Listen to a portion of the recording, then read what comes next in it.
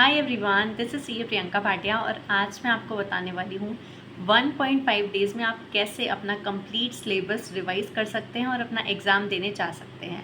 जितने भी CA students होते हैं उनके मन में ये डाउट हमेशा रहता है कि हमें केवल एग्ज़ाम से पहले 1.5 डेज़ का टाइम पीरियड मिलता है।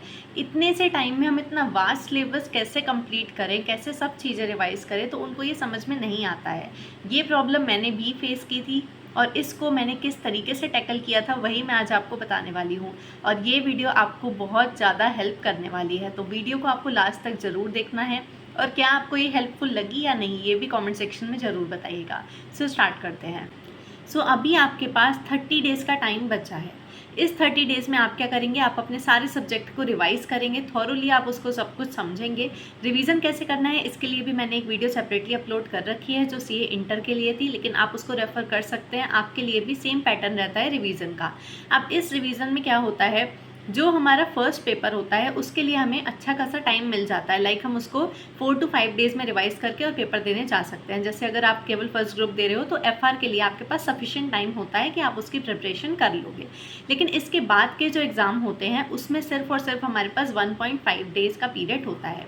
अब इस 1.5 डेज़ में हमें क्या करना होता है, आप कैसे याद रखोगे। कई बार तो ऐसा होता है कि आप प्रिपेयर कर रहे हो, लेकिन क्या होता है कि हम एक दो चीज़ें या एक दो टॉपिक हम भूल जाते हैं, हमें याद ही नहीं रहता यार ये भी तो करना था ना। और जब एग्जाम में जाते हैं क्वेश्चन देखते हैं तब याद आता है ये तो रिवाइज ही नहीं किया, उतना टाइम पहले पढ़ा था, भूल गए, अब तो कुछ भी याद नहीं है।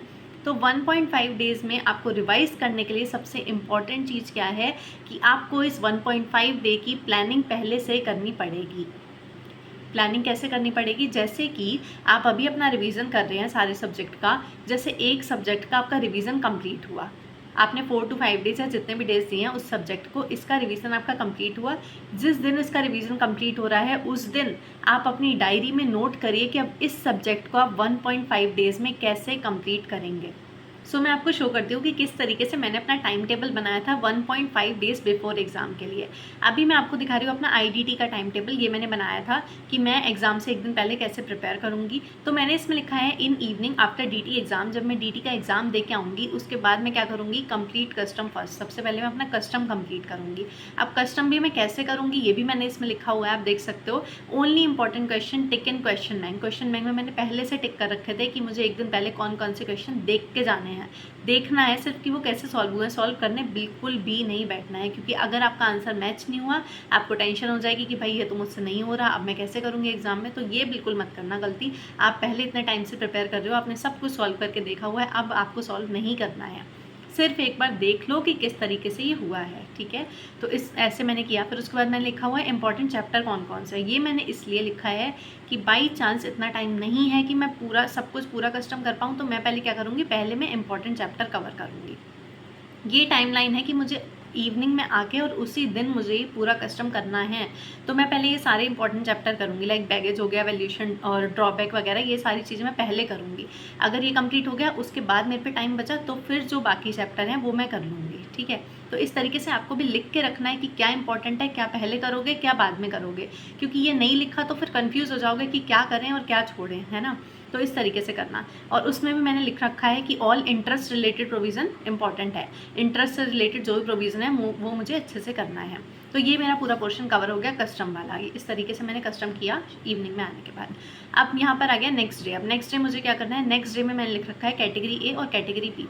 पहले मैं करूँगी कैटेगरी ए, फिर उसके बाद मैं करूँगी कैटेगरी बी। फिर से सेम इसलिए क्योंकि बाई चांस अगर क्या हुआ, टाइम कम हुआ और कैटेगरी बी वो कम इम्पॉर्टेंट है, लाइक ठीक है, इंपॉर्टेंट वो भी है, सब कुछ पूरा सिलेबस इंपॉर्टेंट होता है, लेकिन वो थोड़ा सा कम इंपॉर्टेंट है। ज़्यादा मार्क्स का पेपर किस में से आता है, वो है मेरा कैटेगरी ए।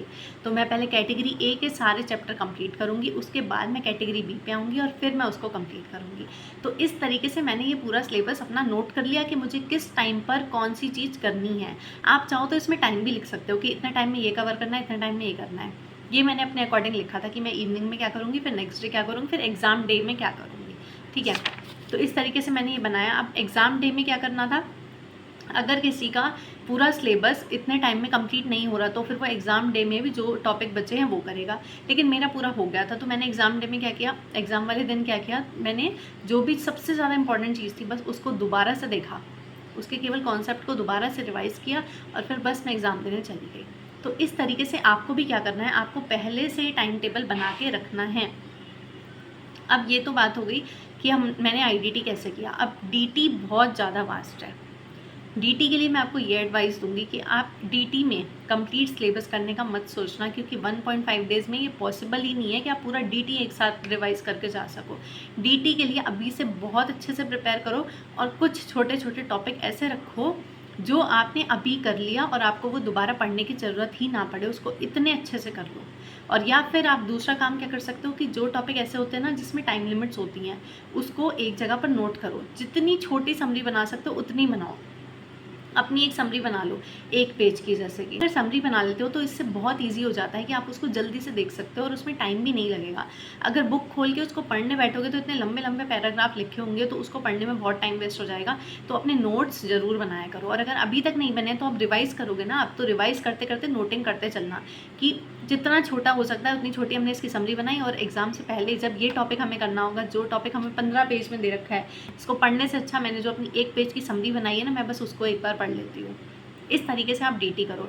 और किसी भी कोई भी मतलब जो प्रैक्टिकल सब्जेक्ट है जहाँ पर बहुत सारे आपको न्यूमेरिकल करने होते हैं, उस केस में बिल्कुल भी क्वेश्चन को सॉल्व करने की कोशिश मत करना। 1.5 डेज़ में क्वेश्चन सॉल्व करने का टाइम नहीं होता है, सिर्फ कॉन्सेप्ट पढ़ने हैं। और जो क्वेश्चन आपने पहले से सॉल्व कर रखे हैं उस पर एक बार नज़र मार लो बस कि किस तरीके से किया था, और पहले से टिक करके रखो कि कौन कौन से क्वेश्चन देख कर जाने हैं। सारे नहीं देख सकते आप, और सारे देखने की बिल्कुल भी ज़रूरत नहीं है। सिर्फ ऐसे क्वेश्चन टिक करो जिसमें ज़्यादा से ज़्यादा प्रोविज़न कवर हो रहे हैं, और बस उसको देख कर जाओ और ईजिली सब कुछ हो जाएगा। सो आई होप आपको कुछ तो इससे ज़रूर हेल्प मिली होगी और कुछ समझ में आया होगा। तो आप प्लीज़ इसको फॉलो करिएगा, अपना नोट्स बनाइए, अपना टाइम टेबल बनाइए कि किस तरीके से आप करोगे, और उसको फॉलो करके ही रिवीजन करना। और रिवीजन करके एक बार चेक कर लेना, टिक करते चलना कि कौन कौन सा टॉपिक आपने कर दिया है, और अब बस आप पेपर अच्छे से दे सकेंगे। सो इस तरीके से आप 1.5 डेज़ में अच्छे से अपनी प्रिपरेशन कर सकते हैं। इसके अलावा अगर कोई भी डाउट है तो प्लीज़ आप कमेंट सेक्शन में पूछ सकते हैं, मैं ट्राई करूँगी कि आपको ज़रूर रिप्लाई करूँ।